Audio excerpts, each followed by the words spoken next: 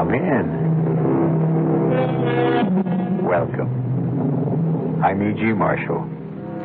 Welcome to the sounds of suspense, to the fear you can hear.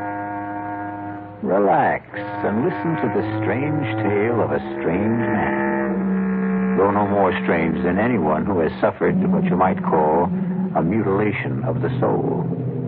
And who of us has not, at one time or another, suffered such a mutilation? What means did we use to restore ourselves? How quickly did we recover? How well did we heal? The answers vary even as we vary. One man's answers are revealed, we trust, in the story which follows. I'm cold. So am I. It's the darkness I mind the most. Not to be able to see you. Oh, touch me. That would help. Oh, my God, where are you? Right here. Right here. I can't find you. Keep talking. Keep talking. Here. I can't. Oh, here you are. Oh, darling, don't let go. Never. Oh, never.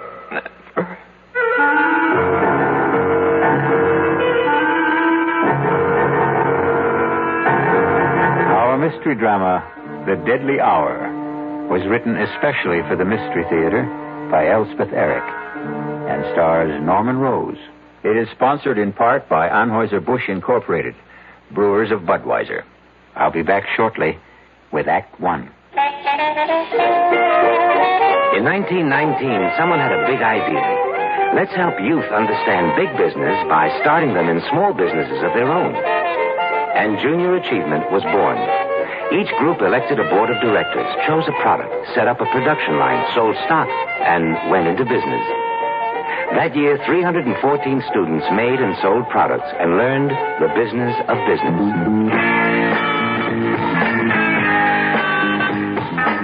Today, Junior Achievement has grown to nearly 200,000 members. Junior Achievers are designing and marketing their own products and services, from cutting boards to printing. They're organizing sales efforts, writing marketing plans, calculating profit and loss.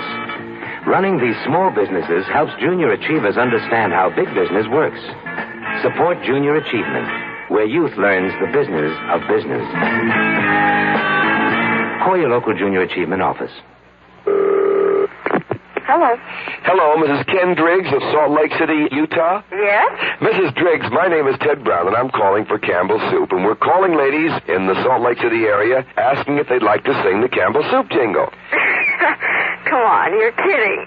No, honest, I'm not. And if you sing the Campbell's Soup jingle for me, why, I'd love to send you a case of Campbell's tomato soup. All right, but if I sing it and you don't send it, I'll be awfully disappointed. Well, you just sing it and you see. Okay, goes, good, good. That's what Campbell's soups are, good. That was just marvelous, really. And we're going to send you a case of Campbell's tomato soup. You're kidding. I'm not kidding. How cold does it get in Salt Lake City, by the way?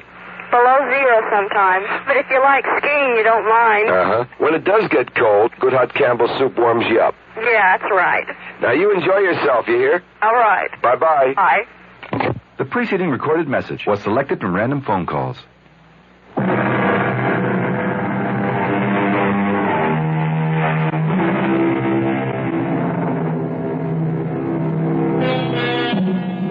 A person who seems strange, we call grotesque, incredible, not to be believed.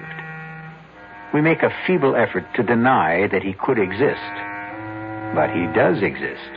There he is before our eyes in all his strangeness. We do not believe in him because we do not know him, because once we know, we will have to believe. And this can be a long and painful process. Listen now to the story of Martin Jerome. See if you can believe it. Mr. Jerome, I only consented to see you because your letter sounded quite desperate. As a rule, I only see patients on referral. But your letter, may I read it to you? Perhaps it will help us to get started. Last night, I heard you being interviewed on a radio program. In the dark of my room, in the darkest hour of the night, I thought, here is a man who can help me to solve the awful predicament in which I find myself. I enclose a stamped, addressed envelope for your reply, since I have no phone. I am counting on you. Sincerely, Martin C. Jerome. Well, Mr. Jerome, the hour is passing, and I don't want you to waste your money. Take your time. Take your time if you have difficulty in talking. I'll wait. Doctor. Did you say something, Mr. Jerome? Doctor, you... Yes. You are the first person I have spoken to in 25 years. You said 25 years? Yes. I begin to understand your silence. Can you tell me what drove you into this silence? I married a woman. Yes. The most desirable woman in the world. My Helen. My adored one. I never thought that an insignificant man like myself could even aspire to possess such a woman. And the day she said those words to me, I could scarcely believe my ears. You're a dear, Martin, and I'd love to marry you. Helen, I can't think why you'd want a man like me. Because you're sweet. Let's get married right away. What about next week? The world changed completely for me. Everything became important, immediate.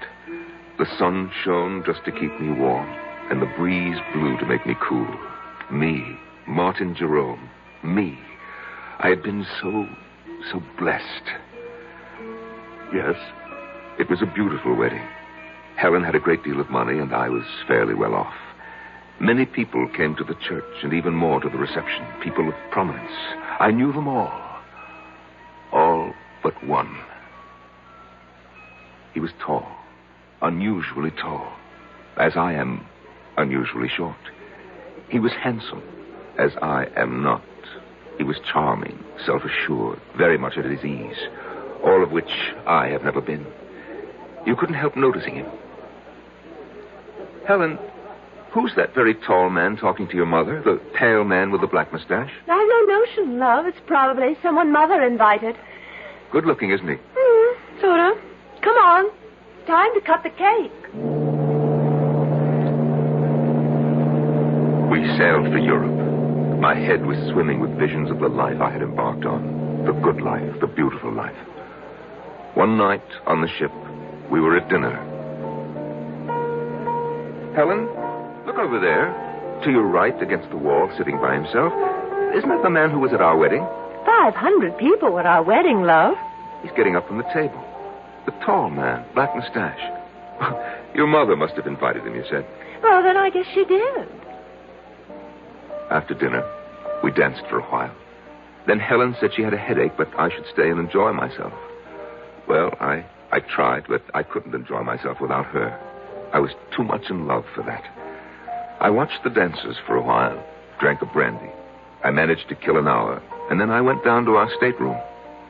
Helen wasn't there. When I stepped back out into the corridor, there she was, coming out of another stateroom about 6 doors from ours. Darling. You weren't in our room. I didn't know what to think. You said that you had a headache. I've been doing a little detective work. You were so anxious to know who the tall man was. Well, I found out. He's not precisely a friend. His mother came to the wedding and dragged him along. Helen, you were in his stateroom. I ran into him in the corridor, and he said to come in for a nightcap. Let's go to bed. Our stateroom is much nicer than his, by the way. We went to Paris. And then because she loved to ski, we went to St. Moritz. She was very good on skis. Effortless as a bird flying. I watched and watched and never got tired of watching.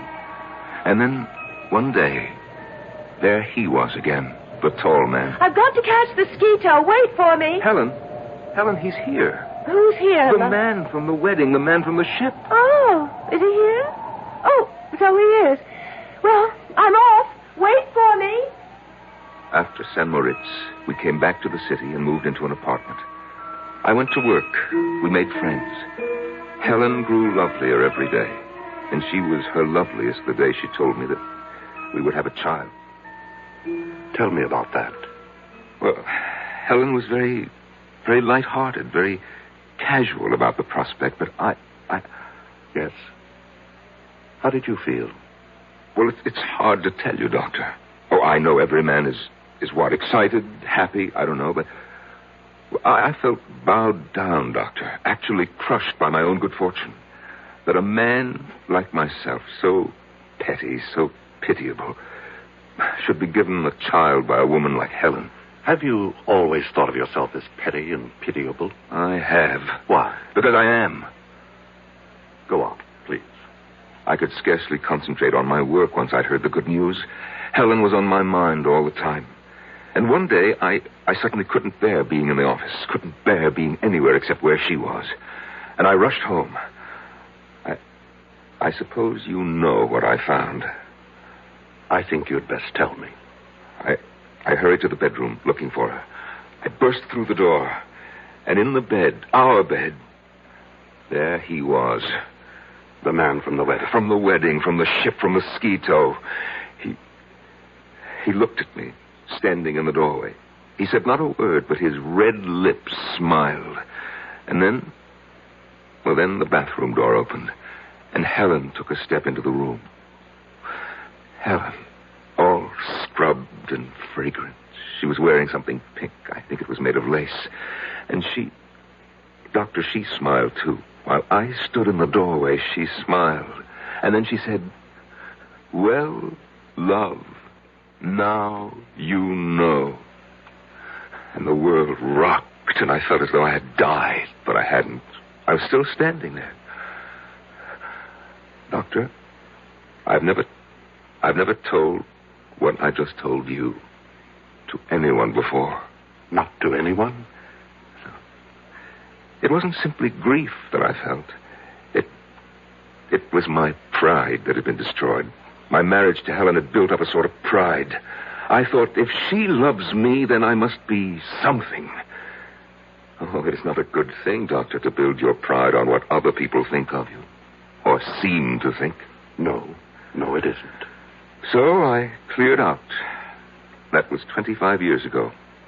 And I have not said a word to anyone until today. How have you lived? Well, I had a business, import and export. I kept the business, but I dismissed my staff. I had the phone removed and made arrangements to conduct my affairs by mail. I took a one-room flat with a little kitchen, a bed, a chest of drawers, an easy chair with an ottoman. And to one side of the chair, my hi-fi stereo set and my records. To the other side, my books. After my work, I'd sit in my easy chair with my feet on the ottoman, listen to my records and read. Only writers who are dead, however. I'd read till about 10 o'clock, eat a little something, and go to bed. The next morning, go to work all day and do the same thing all over again. No relaxation of any kind? No enjoyment? Well, vacation in the summer. I shut down the office for 2 weeks and take my vacation. Where do you go? I take a train. 2 trains, actually, and a bus to a little town on the coast called Marsh Hills. You've probably never heard of it. I'm afraid I haven't. No one has. There's no reason why anyone should. And you spend your 2 weeks in Marsh Hills? Oh, no. No, I merely stable my horse there. You have a horse? About 15 miles from Marsh Hills, Doctor, close to the sea. There's a cave hollowed out of the rock by the waves. And when I get to Marsh Hills, I arrive every year on the same day. They have my horse ready for me, and I ride the 15 miles to the cave, and there I spend my vacation. In a cave? For 2 weeks? Well, I walk. I canter my horse on the beach. I gather what edible herbs there are growing in the rocks. I boil them. They're very tasty, really. And at the end of 2 weeks, I return my horse to the stable and take my bus and the 2 trains back to the city. And you've lived this way for 25 years. Oh, yes. But, Doctor, last summer something happened. I arrived in Marsh Hills as always. My horse was waiting for me, as always. And we started off at a walk for the cave by the sea. There is always a certain excitement when I begin to smell the sea. And I know that soon I shall be out of sight and sound of any human being. There will be only the sea, the sun, the wind, and my cave. It is the most thrilling moment of the year for me. I suppose it's the only one. Soon I will have my solitude. At last, I'm on the sand. My horse feels the excitement as I do. I feel him extend himself. And as we round the last bend in the shoreline, I see it. I see it, my cave, my refuge. But last summer, yes, I pulled my horse up at the entrance to the cave. I sat listening to the rhythms of the ocean. And then, all at once, I heard a sound. A sound that I'd never heard before in that deserted spot. And the sound, Doctor, was coming from inside my cave. Never had I felt such anger. I was faint with hatred. I dismounted and I crept to the side of the cave where I knew it sloped to the ground. Quietly climbed the roof. I found a tiny chink in the stone, no more than 1/8 of an inch wide. And I put my ear to it. Beneath me I heard laughter and tender words and all the sticky, silly sounds that lovers make. Are you my girl? Oh, so much your girl. How much? This much. I can't hardly see how much is this much. It's too dark in this place. Then come here. Oh, darling, darling love. They were kissing. They were using my sacred sanctuary for lovemaking. I almost fell from the roof of the cave. I struggled to stay where I was, and my feet dislodged a shower of stones. What was that? Sounds like a rock slide. Yes, some rocks in front of the entrance. Lots of them. Hey, maybe we better move them. Oh, we can still get out. Let's stay a little longer. I love this place. All right. I climbed down. My brain was on fire. My whole body was on fire. I had never felt such hatred as I felt then. Not since... Well, Doctor, you know when, I've told you. I took hold of a big boulder. Yes, these skinny arms went round it. This puny body pushed and shoved till it stood against the mouth of the cave, was tight against the mouth of the cave. I heard the voices of the lovers, fainter now from inside. George, it's really dark. Darker than before. Aaron, there's no light at all. I had sealed them in.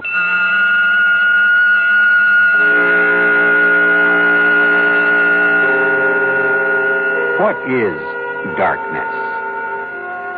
It is the state from which we emerge, and it is the condition to which we return.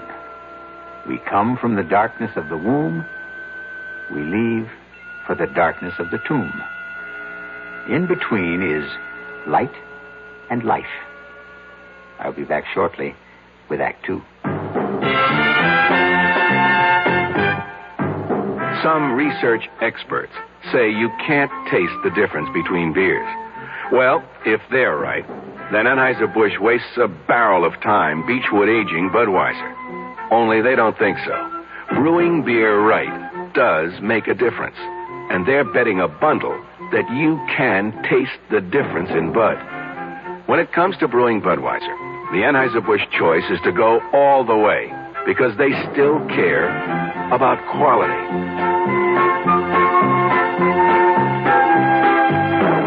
Look at it this way. If the Bud people have a choice between what some experts say and what beer drinkers say, well, you'd better believe they'll go with you beer drinkers every time. When you say Budweiser, you said it all. Anheuser-Busch, St. Louis. I love you. I love you. Love you. Love you. Love you. Love you. That's why Hallmark makes over 1,000 different kinds of Valentines to get everybody's message across on Valentine's Day. I love you. Let Hallmark say you care enough to send the very best on Valentine's Day, Thursday, February 14th. That's Thursday the 14th.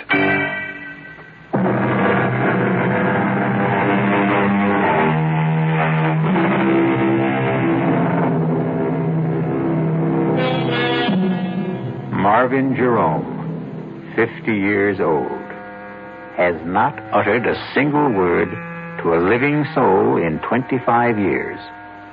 But now, in the office of an attentive psychiatrist, it seems the dear man can't stop talking. After I had pushed and shoved the big rock into the entrance to the cave, Doctor, I stood for a few seconds, panting from the exertion and oppressed by the silence. There was only the sound of the wind and the water. I thought of the lovers locked inside. What were they doing? What were they saying? I felt that I must hear their voices again, as though their words, which had driven me near to madness, were essential now to keep me sane. I scrambled back to the roof of the cave and put my ear once again to the narrow crack through which I could hear them. George, there was a little light before, now there's none. More rocks must have fallen. I didn't hear them. I heard something that didn't sound like rocks falling. Come on, we've got to clear the entrance. Come where? I don't know where the entrance is anymore. It's so dark. Well, take my hand. I think I know which direction. I can't even see your hand. Don't you have a match? I may have. Or, yeah, I have a few. Well, light one. I will. Oh, went out. Now, don't panic. Don't panic. Light another. We've got to get out of here. Just don't panic. All right, now, careful. Be careful. I am being careful. Oh, darling. Huh? No, I found the one that went out. It was right by my foot. Let me light it from yours. Yeah, good girl. All right, George. There's the entrance. Don't let your match go out. Don't you let yours. Hey, look, see? Just a whole bunch of stones. Come on, let's start clearing them away. Oh, both matches went out. That's all right. We know where we are. We're right by the entrance. Come on, let's get started. George. What, darling? We will get out, won't we? Of course we'll get out. Now, keep working. Don't stop. At my listening post atop the cave, I heard them, so kindly toward each other, so reassuring, so united in their purpose. I pressed my ear closer to the crack in the cave's roof. I was frantic to hear every word. George, it isn't getting any lighter. Shouldn't it start to get lighter? Yes, it should. Oh, why doesn't it? How should I know why? I'm sorry, darling. Oh, that's all right. Marion. What, darling? We've cleared all the stones away. But there's no light. No. None. Why not? Why isn't there? Because there's something huge. A big boulder, I think, up against the entrance. Oh, move it. I will. It's heavy. It must be huge. Well, how did it get there? It fell from someplace, Lord knows where. Can't you move it? I'm trying. Let me help. Put your shoulder up against it. That's what I'm doing. Can't you see? No, I can't see. Do you think I could? Can you see? I'm sorry. Forgive me. All right, let's try together now. 1, 2, 3. Jump! I don't think we moved it at all. No, not a centimeter. Darling, you know what the trouble is? We're tired, that's all. Clearing away all the stones just took our strength. I haven't had anything to eat since this morning. We need to rest for a little while. Then we'll be able to move it. Oh, you're probably right. So let's lie down right here by the entrance so we know where we are. First, I want to light a match. Why do you want to do that? I want to look at your face. Oh. Light it. face I love. This is the face I love. It's dark again. No matter. When we wake up, we'll find our way into the light. Sleep now, my darling. The thought of them lying there. No, the vision of them, for I could see them. The image was so strong. The two of them pressed close, their arms entwined, their hands clasped. The two young bodies fitted so tightly together against the dark and the cold. The nameless memory crowded in on me, and I knew what it was I remembered and would not name. And it was love. Love. It was love that I remember. I'm sorry, Doctor. For what? For crying like this. If there is anything to be sorry for, it's that it took you so long to cry. All I really know is that when that word came into my head... What word? The word love. I shrank from it as though it was tainted. Poison. Yes. And then? Then, Doctor, I climbed down, I got on my horse and rode back to Marsh Hills. I took the bus and the 2 trains back to the city.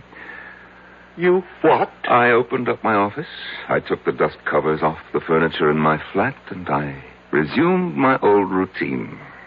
Didn't you ever think of them? I'd shut them out of my mind, just as I'd shut them in the cave. You didn't worry about them or anything? Well, they had each other. Mr. Jerome, I have to tell you, I can't help being shocked. Forgive me. Go on. Well, after a while, the old feeling of loneliness came back. You see, I missed them. Missed them? Yes, it may sound strange. Indeed it does. I began imagining what they might be saying to each other. I couldn't know for sure, of course, but I imagined. I'm cold. So am I. And hungry. I can't find you. Keep talking. Keep talking. I'm here. I can't. Oh, there you are. Oh, darling, don't let go. Oh, never. Never. I invented their conversations, of course, but I was fairly sure my inventions were accurate, or nearly so. You simply left them there. For 2 weeks. And then I was suddenly seized with the desire to hear their voices once more, before they were silent forever. I closed the office, closed the flat, took the 2 trains and the bus to Marsh Hills. They were surprised at the stable to see me back again so soon, of course, but they saddled my horse and I set off for the cave. The old excitement came back when I started to smell the salt air. There was the familiar thrill which I had looked forward to each summer for 25 years, till they had invaded my kingdom by the sea. Such a tiny kingdom, a cave no bigger than a tool shed, with no comforts, no conveniences, and they had taken it away from me. On the sand at last, we round the last bend, and I see it. My cave, my refuge. And even from a distance, I can see that the big boulder still stands wedged into the entrance. What did you do then, Mr. Jerome? I dismounted. I climbed to the roof of the cave. After all, I had made the long and rather arduous trip to hear their voices once more, if I could. I crouched down. I put my ear to the narrow crack. And were they still alive? Oh, yes. Yes. Weak, of course, but alive. Oh, yes, they were still alive. Are you all right, George? Yes. Are you? I'm all right. If we only had something to eat. Anything. Don't think about it. You think there's any use trying to move that big rock again? No. I guess you're right. Oh, we've got about a third of the energy we had to start with. We better save whatever we've got. Save it for what, George? I don't know. I know. For when somebody finds us, it's possible, isn't it, for somebody to find us? Of course. Oh, George, I'm thirsty. Can you find the place where that trickle of water runs down the side? I think so. Feel along the cave wall to your right. It's so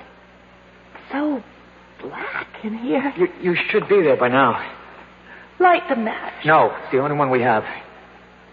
George, wasn't there sort of a ridge, an indentation where the water trickled down in some moss? That's right. Well, I think I found it. Oh, good. There's no water. There must be. There isn't. Then you're in the wrong place. Then you find it. You're so smart. I know exactly where. It's about here. I remember this. It ought to be right here. Yes, it ought to be, but it isn't. It ought to be, but it isn't. Marion, shh. There's no food. Now there's no water.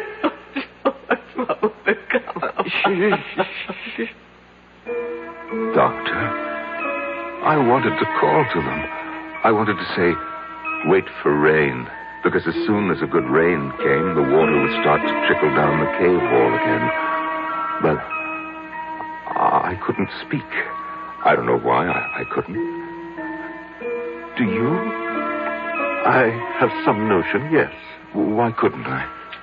I'd rather you told me the rest of the story first. All right, Doctor, if you say so. Well, they must have gone to sleep after that. I think they probably slept a lot. I know that I didn't hear anything more after that until much later. I wonder what day it is. Well, it was Saturday when we came down here, wasn't it? Yes. Well, it must be, I don't know. We've been here a week, I think. More than that. Much more? About a week and a half. Oh. You think it's Wednesday? Or... I think so. If it's Wednesday, then we've been here 11 days. Something like that. What difference does it make? I'd just like to know, that's all. Oh, don't be angry, darling.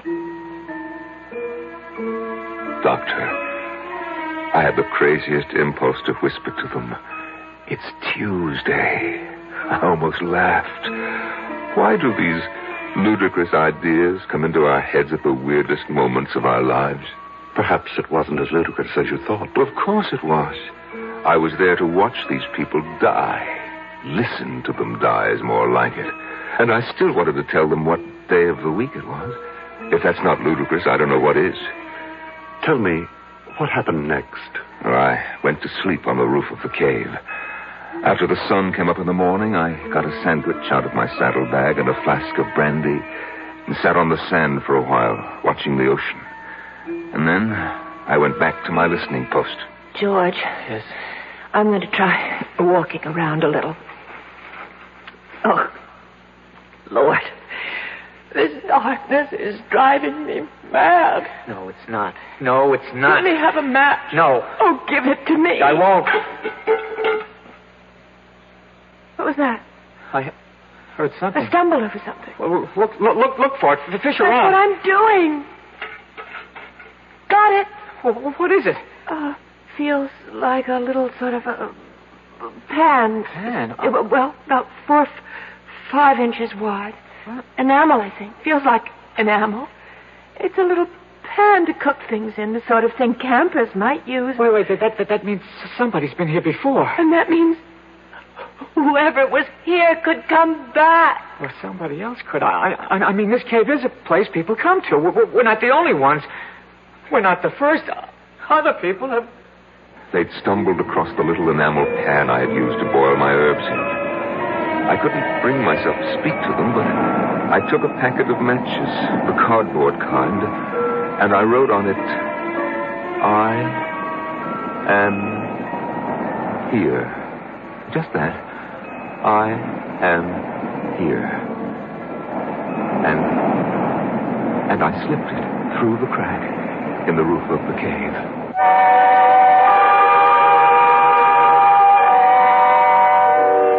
Three little words. I am here. I suppose the most cherished trio of words in our language consists of I love you. But surely there are times of trouble when I am here is even more welcome. I'll be back shortly with Act 3. And now another tale of the ball and chain.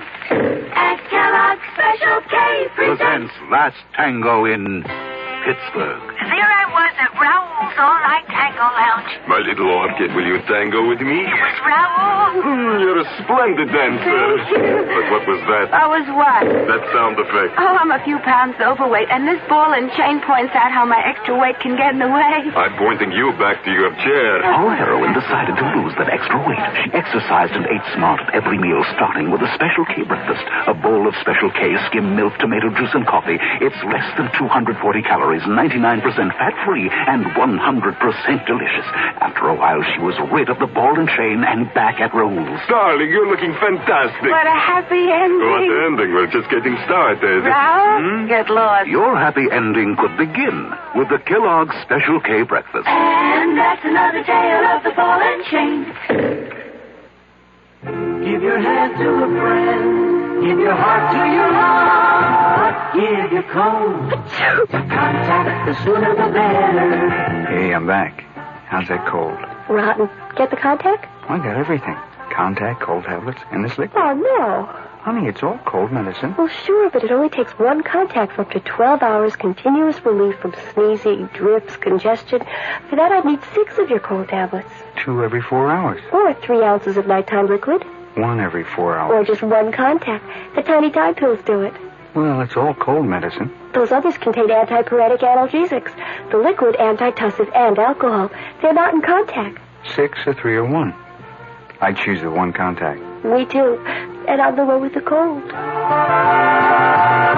your cold contact. The sooner the better. 6 or 3 or 1. When you catch a cold, take contact. Only as directed.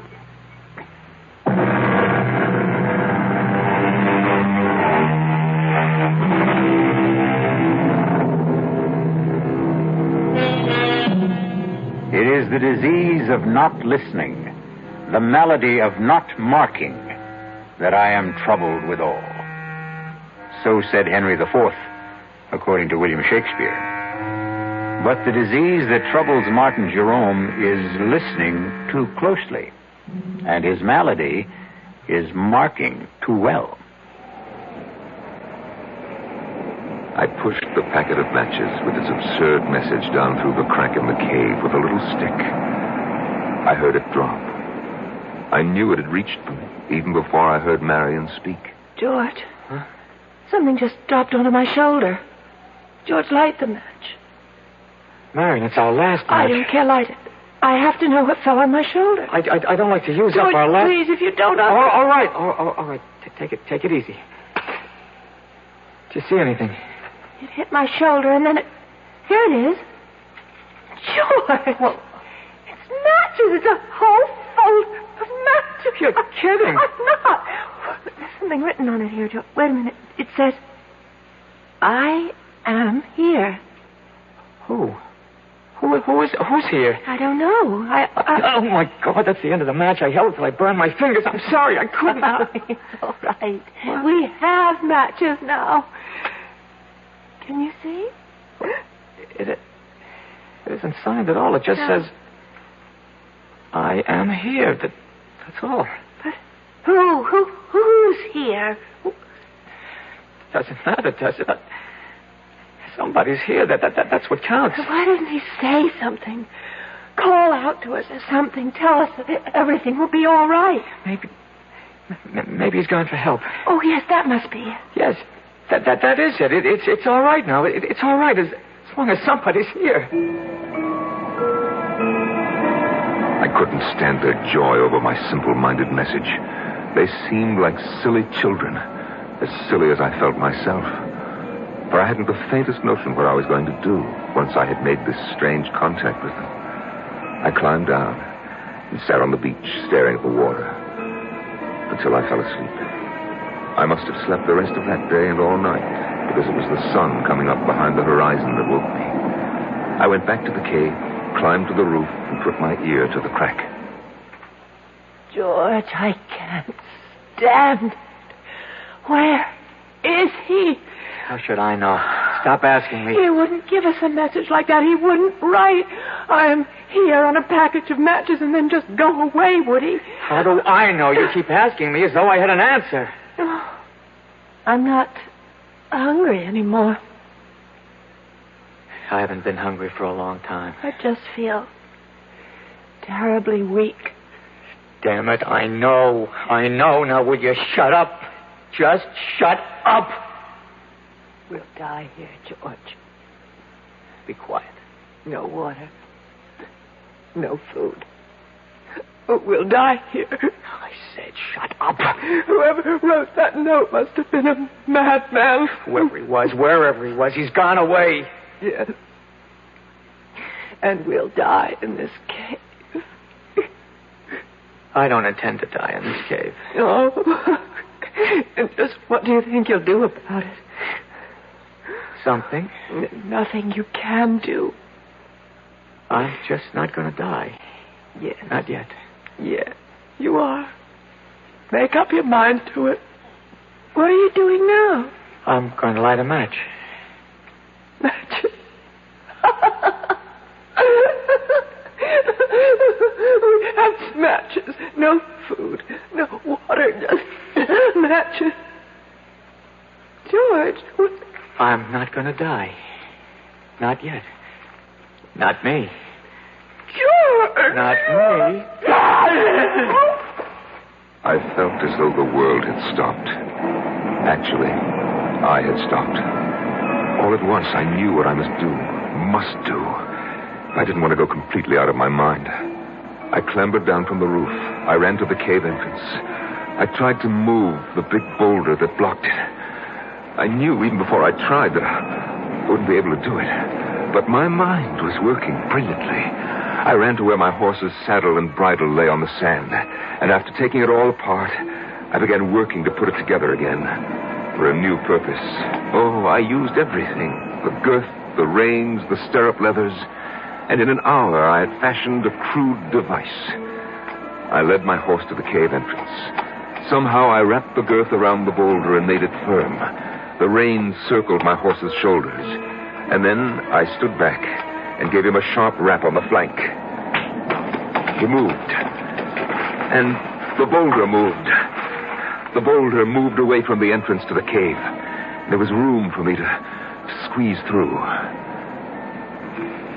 Just inside, I found them. She lay there in a faint. He lay across her. And his teeth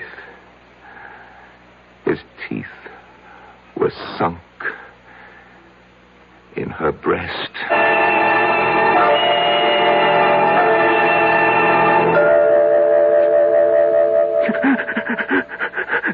Mr. Jerome, would you like to wait till another time to tell me? No. I must tell it to you now. I carried their bodies out, and I put them on the back of my horse. I threw a halter over his head and led him the 15 miles to Marsh Hills. It took all day because I stopped every hour to be sure that they were both breathing. There's a doctor in Marsh Hills, and I left them on his doorstep. I rang his bell and fled. The next day, I waited outside the doctor's house until I saw an ambulance drive up and take the young couple away. They were able to walk, so I knew they were all right, or soon would be. I went back to the city, but not before I had memorized the name of the hospital, which was printed on the ambulance. And from the city, I wrote to the hospital. I pretended to be a concerned relative. They answered me. They said that the girl, Marion, had already been discharged, but that they were keeping the young man for a few days more. They would let me know when he could go home. And they did let me know. I remember it was on a Sunday. And as he walked out of the hospital, I was waiting for him. He didn't seem at all surprised to see me. I took his hand. He came with me quietly. We boarded the bus. We took the 2 trains, no trouble at all. And when we got to the city, we went to my flat. He undressed, bathed, and got into my bed. And he went to sleep. That was, 6 months ago, Doctor. And he's been there with me ever since. He's all right? Oh, he's very well. I sleep on the floor now. He sleeps in the bed. I cook his breakfast, come home from the office and cook his lunch. And, of course, I make dinner for us both at night. And, we listen to music. I read a book, but he just listens to the music. Oh, yes, he's in good health. Mr. Jerome, the hour is up. You want me to leave? Not quite yet. You've told me an amazing story. As amazing a story as I've ever heard. But tell me, just what is it you expect of me? What do you want me to do for you? Huh? Oh, why, nothing, Doctor. Nothing? Nothing at all? I don't want help for myself, Doctor. I want help for the young man. You see, in the 6 months he's been staying with me, he hasn't uttered a word. Not one word. Go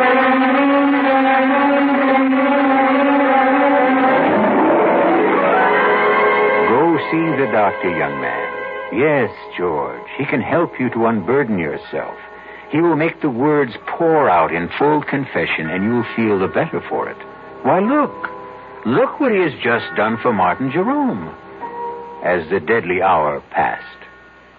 I'll be back shortly. Young I may be, but still I'm a man. Just turned 18 and I'll do what I can to find me a place where I can be me.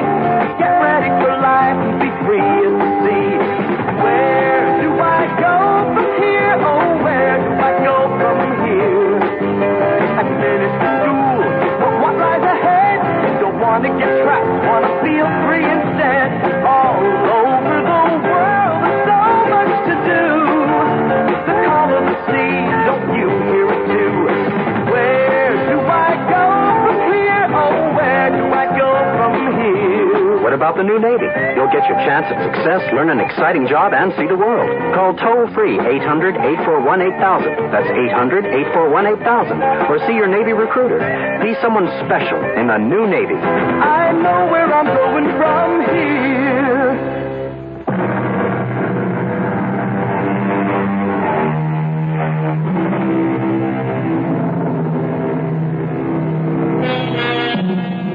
You've heard of the 7 wonders of the world? The Grand Canyon, the Taj Mahal, Niagara Falls, and I forget the other 4. No matter. Because they are simple things compared to the human mind in all its deviousness, all its twists and drifts. Why, I could sit in wonder at the human mind for the rest of my life. Our cast included Norman Rose, Marion Seldes, John Barragray, and Jack Grimes. The entire production was under the direction of Hyman Brown. And now, a preview of our next tale. That's impossible. Why is it impossible? It's all right for the simple-minded hicks up here to swallow that superstitious nonsense, but me, I'm a doctor. There has to be a reasonable, logical, rational explanation for what happened to George Morrissey. Oh, there is. He offended the spirit of the mountain. Oh, you consider that reasonable, logical, rational? Would you feel better if I said there's something up in that mountain, a virus, a bacillus, a fungus, which somehow causes immediate aging? It would be a more rational explanation. You mean more acceptable? I want to know what you believe. I believe the evidence. If you go up there, you can die. Radio Mystery Theater was sponsored in part by the Kellogg Company, makers of Kellogg's Special K cereal.